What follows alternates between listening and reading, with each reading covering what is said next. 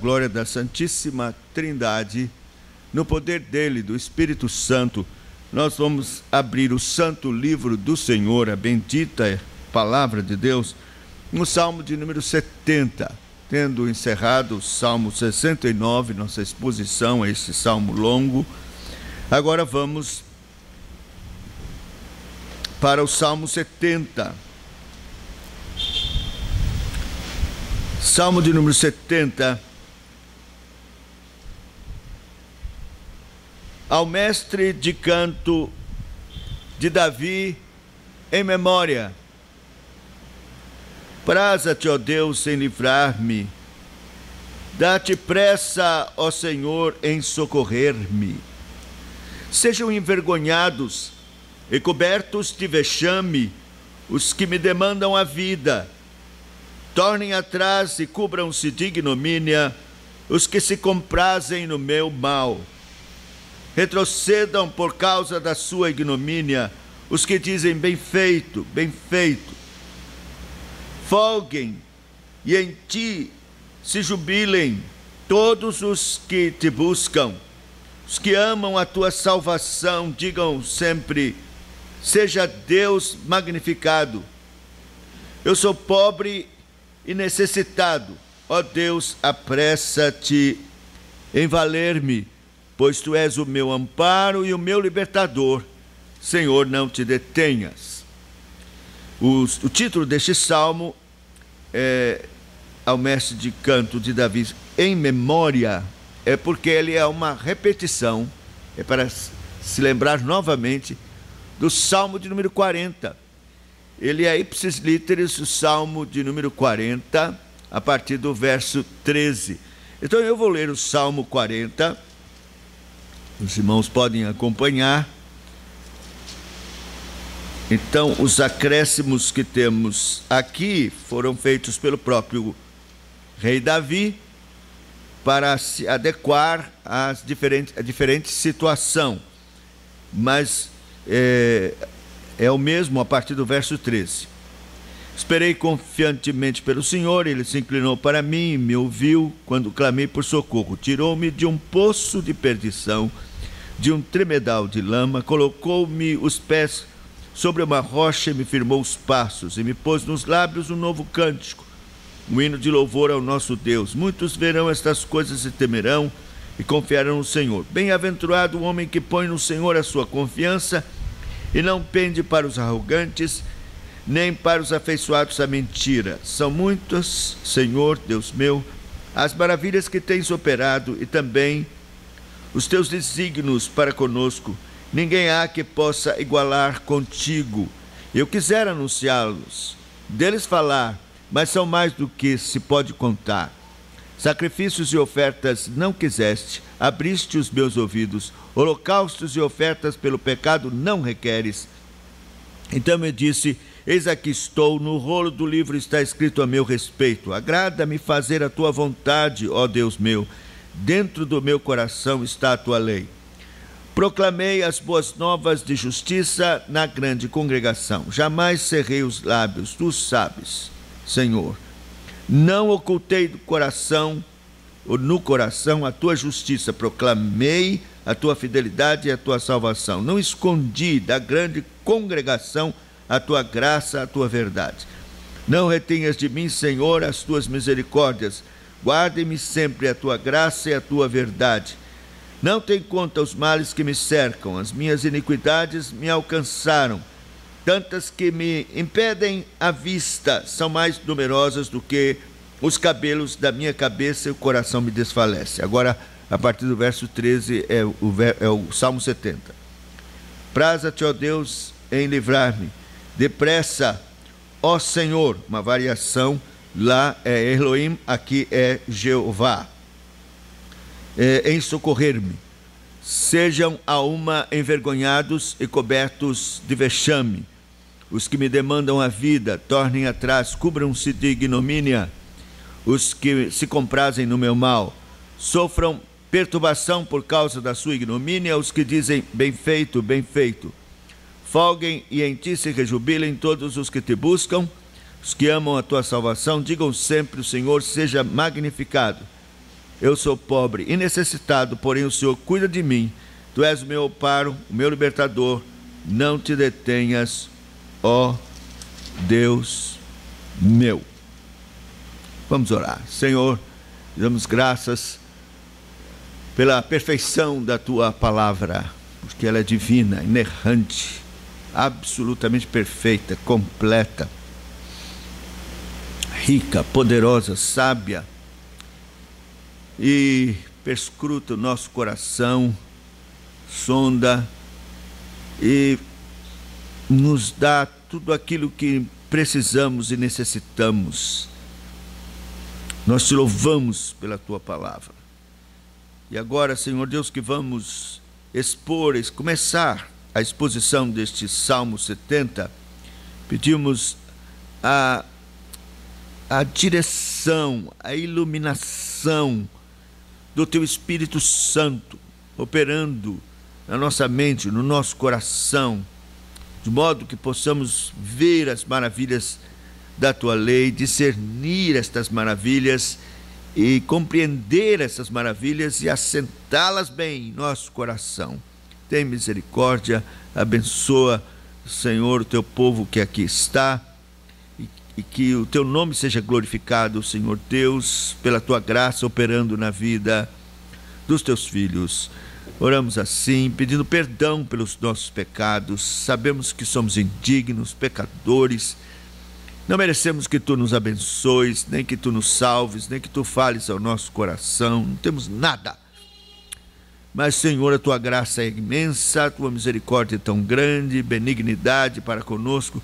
Nós confiamos em Cristo e que por meio dele, pela mediação dele, pela ação graciosa dele, por tudo que ele fez por nós, o Senhor então nos recebes e nos abençoas. Tem misericórdia, faze isto para a glória do teu nome, por Jesus Cristo. Amém. Muito bem, este é o salmo escrito por Davi, embora nós não tenhamos isto explícito, mas geralmente se acredita que foi realmente o rei Davi. As circunstâncias muito provavelmente tenha sido o caso de Absalão, seu filho, o que foi de fato uma grande aflição para o coração de Davi. Davi teve muitas aflições. Logo no início, ele, antes de assumir o reino, teve a grande aflição de ser perseguido pelo rei, por Saul, seu exército. Ele passou situações terríveis, perigos gravíssimos. Houve um momento em que ele, homiciado lá no estrangeiro, em Laquis, ele foi ameaçado de morte e acusado diante do rei que ele era inimigo, e ele teve que se fazer de amalocado, e foi assim, por um milagre, que ele se livrou. Mas, ao que parece, isso não se compara à aflição que ele sentiu no seu coração de ter que fugir de Jerusalém, abandonar seu posto como rei, o trono vago, e fugir por causa do seu filho. Uma traição terrível do seu filho amado. Não dá para a gente mensurar esta aflição. Então, esse salmo, bem como o Salmo 40, aplica bem a esta aflição. Nós sabemos que o rei estava disposto a perdoar seu filho, mas havia alguns traidores, alguns inimigos que não só apoiaram o jovem Absalão a essa revolução, como insuflaram para que isso acontecesse, e a esses Davi estava no seu coração colocando diante de Deus para que o Senhor os recompensasse.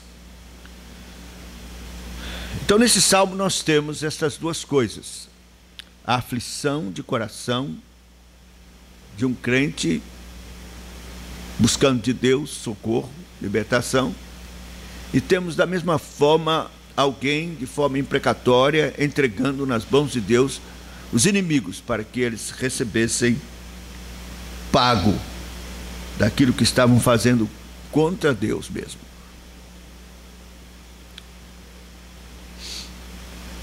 Por isso, em memória, no título, para ser lembrado, para ser repetido, porque ele está aqui como uma repetição do Salmo 40, para que ficasse bem na memória do povo.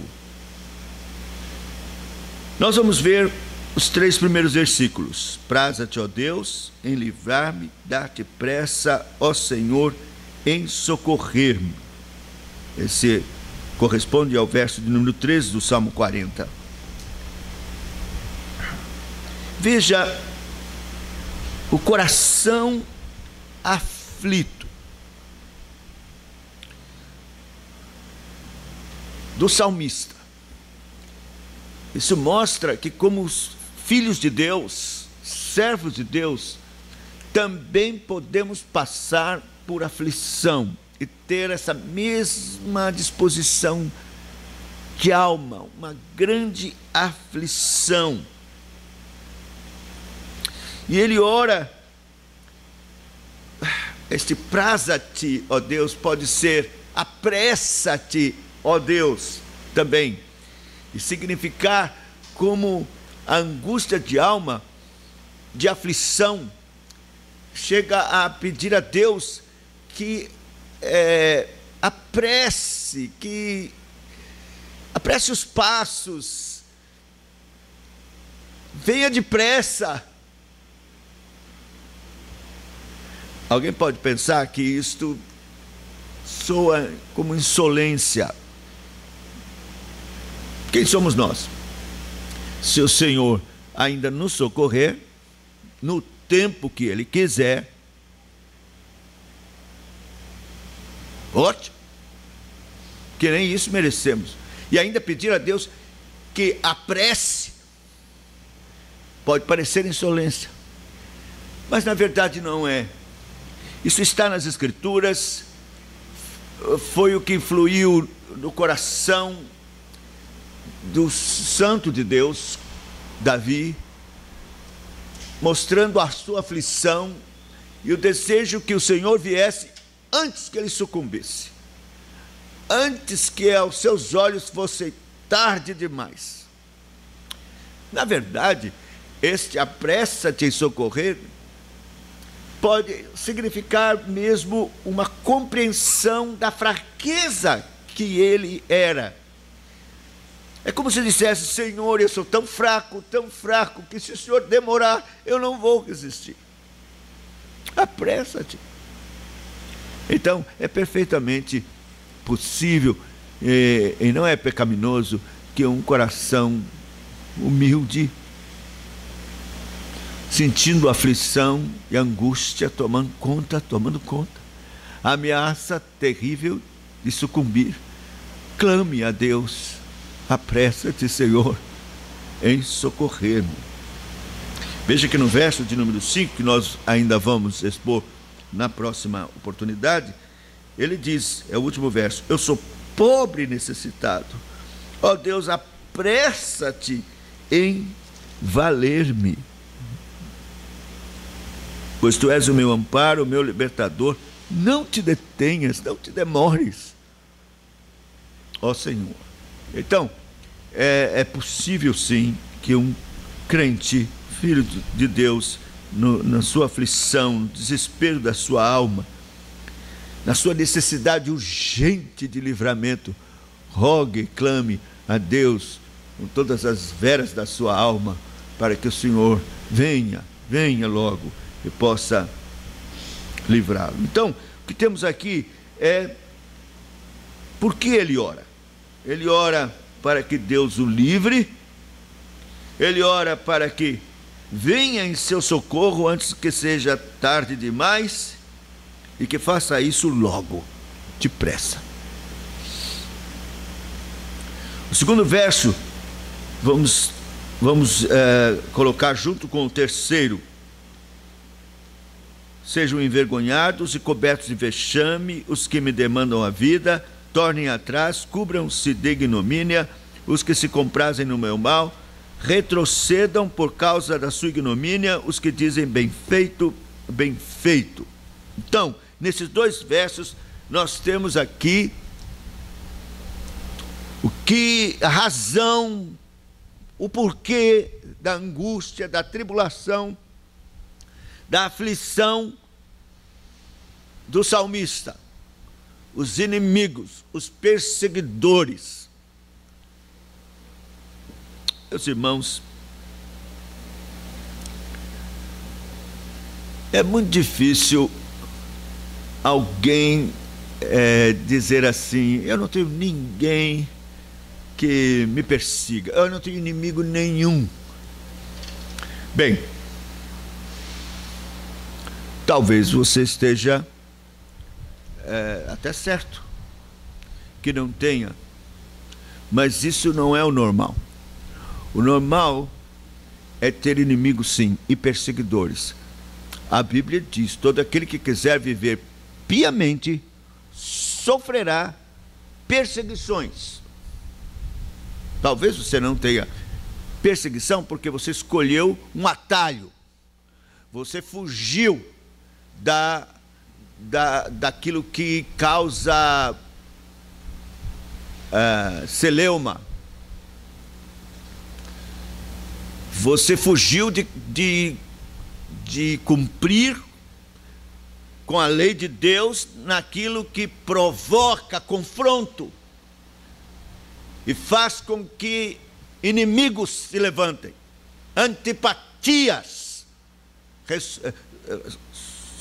sejam suscitadas no coração das pessoas.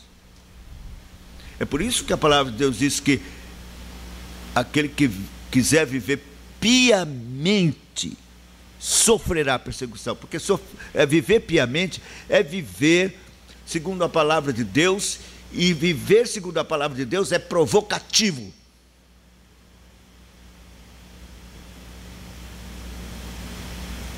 Então, os inimigos se levantam, perseguidores.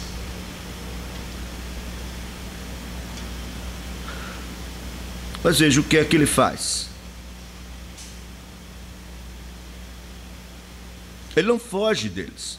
Meus irmãos, os perseguidores existem. É necessário enfrentá-los. Agora, não vamos enfrentá-los na carne. Não é na força do homem, ou da briga, da argumentação. Não. É fazer o que o salmista está fazendo. A nossa arma é a oração. A melhor arma contra os que nos perseguem é a oração. É derramando a nossa alma diante do Senhor e até orando com benevolência, porque a Bíblia diz para não amaldiçoarmos aqueles que nos perseguem, mas abençoarmos. Mas entregá-los ao Senhor, entregá-los a Deus. Que o Senhor faça aquilo que é necessário fazer. Por isso que é dito: não vos vingueis a vós mesmos, amados, mas dai lugar à ira. Minha é a vingança, diz o Senhor. Pertence a Deus. É Ele quem retribui. É Ele quem retribui. É dele, pertence a Ele. Então por isso ele ora: sejam envergonhados, cobertos de vexame, os que me demandam a vida, tornem atrás, cubram-se de ignomínia os que se comprazem no meu mal. Em outras palavras, que eles recebam o salário que o Senhor tem e retribua a eles.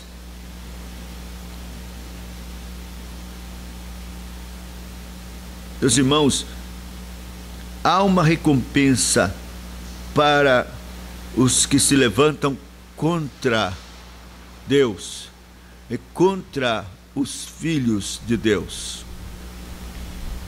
Há uma recompensa. Veja o verso 3: retrocedam por causa da sua ignomínia os que dizem bem feito, bem feito. Certamente a representação melhor disso é aquele benjamita que começou a jogar pedra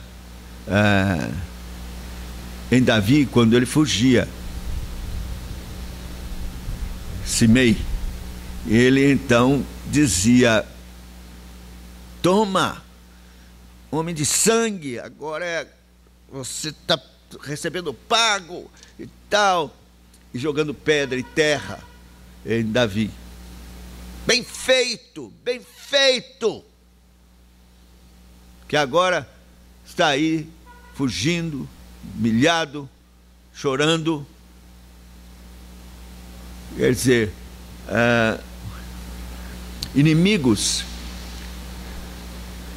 se alevantam e se agigantam no momento de opróbrio, de aflição, de limitações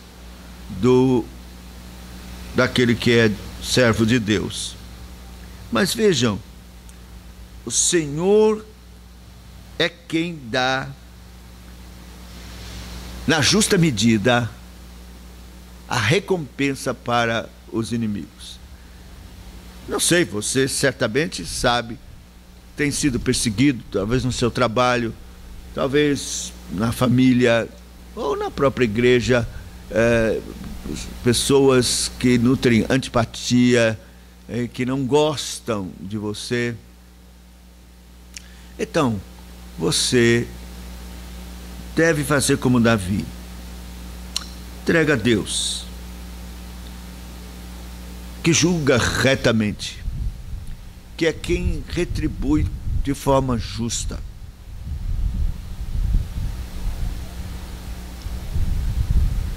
Sejam envergonhados e cobertos de vexame os que demandam-me a vida. Tornem atrás, cubram-se de ignomínia. No Salmo de número 83, versos 16 a 17, ele também diz isso: enche-lhes o rosto de ignomínia, para que busquem o teu nome, Senhor.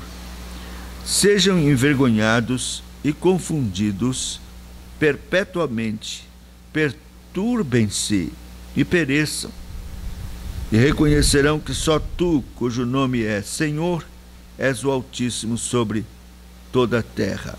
Então ele está falando contra os inimigos, e que o Senhor possa exatamente fazer isso, encher o rosto de vergonha a esses inimigos. Em Isaías, no capítulo de número 26, 11,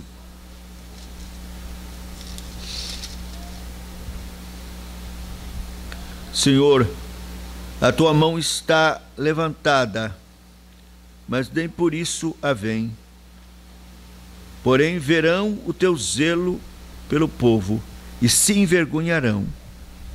Teu furor por causa dos teus adversários, e o teu furor por causa dos teus adversários, que os consuma.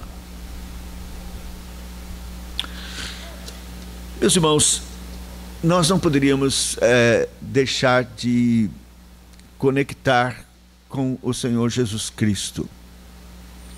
Toda a palavra de Deus é escrita por causa de Cristo e tem relação com o Senhor Jesus Cristo. A Bíblia é cristológica. Davi é tipo de Cristo. E então não tem como ler os Salmos sem considerar Cristo.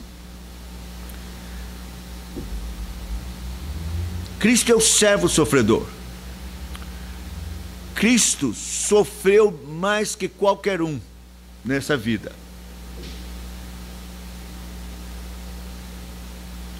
Ele sofreu desprezo, incompreensões, invejas, todo tipo de antagonismo, de inimigos que se levantou contra ele. Então, o que a palavra de Deus diz da ação do Senhor Jesus Cristo com relação a estas perseguições, maus tratos, desprezo, insultos, incompreensões, maus entendidos.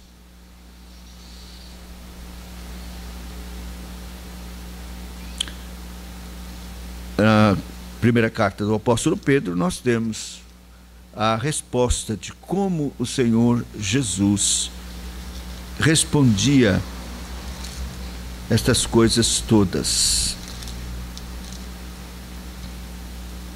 A partir do verso 18, no capítulo 2 de 1 Pedro, capítulo 2, verso 18. Se pudéssemos ter esse verso na mente, decor, ou então impresso bem no espelho onde você escova o dente, ou onde você vai mais frequentemente, seria bom. Servos, sede submissos com todo o temor a vosso Senhor, não somente se for bom e cordato, mas também ao perverso.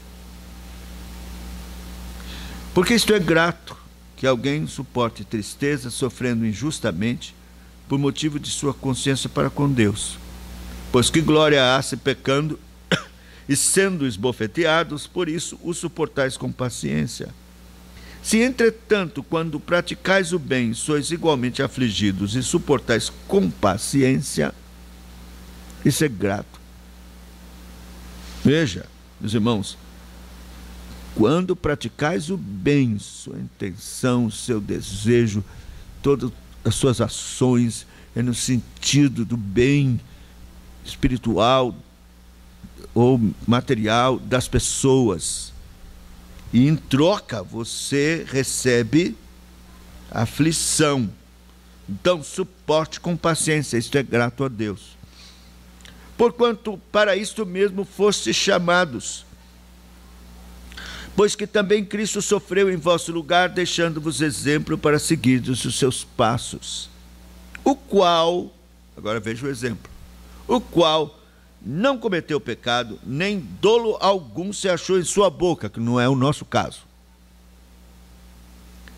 Pois ele, quando ultrajado, não revidava com o traje. Quando maltratado, não fazia ameaças, mas entregava-se àquele que julga retamente. Veja, entregava-se àquele que julga retamente. Então, é isso que está aqui. O salmista, diante dos seus inimigos, ele roga que Deus mesmo opere, faça aquilo que aprouver fazer, dando a recompensa a esses inimigos. Meus irmãos, só pelo Espírito Santo para nós podemos compreender isto, entender e passar a agir assim. Porque é uma luta muito grande contra a carne. E não pense você que não era para Davi. Davi era impulsivo, Davi era um herói. Davi, ele estava pronto para reagir com violência, batalhando as batalhas de Deus. Mas aqui ele mostra nesta oração que ele entrega a Deus, mesmo porque ele já estava mais velho e os anos nos ensinam muitas coisas. E ele então entrega ao Senhor para que ele opere o que tem a operar e dê a paga. E nós sabemos que é isso exatamente que acontece. Nós não precisamos ficar preocupados se não vemos Deus agir diante dos nossos olhos desta forma com os inimigos, com os que nos perseguem. Porque é certo que virá. A Bíblia diz assim: tudo que o homem semear, isto ele vai ceifar. Com a medida que medistes, vos medirão a vós. Então, virá, os inimigos receberão o seu salário, o seu quinhão. A nós compete entregar ao Senhor, descansar, esperar em Deus somente. Que o Senhor, por sua graça e misericórdia, queira assim nos abençoar e que nós possamos andar nas pisadas de Cristo, nosso amado Salvador. Nosso irmão mais velho, aquele que viveu de modo perfeito, obediente ao Pai, e nos ensina. E é possível andar nos passos de Jesus. Senão, a palavra de Deus não diria para andarmos conforme ele andou. E nem o apóstolo diria: sede meus imitadores como eu sou de Cristo. Que Deus assim queira nos abençoar. Amém.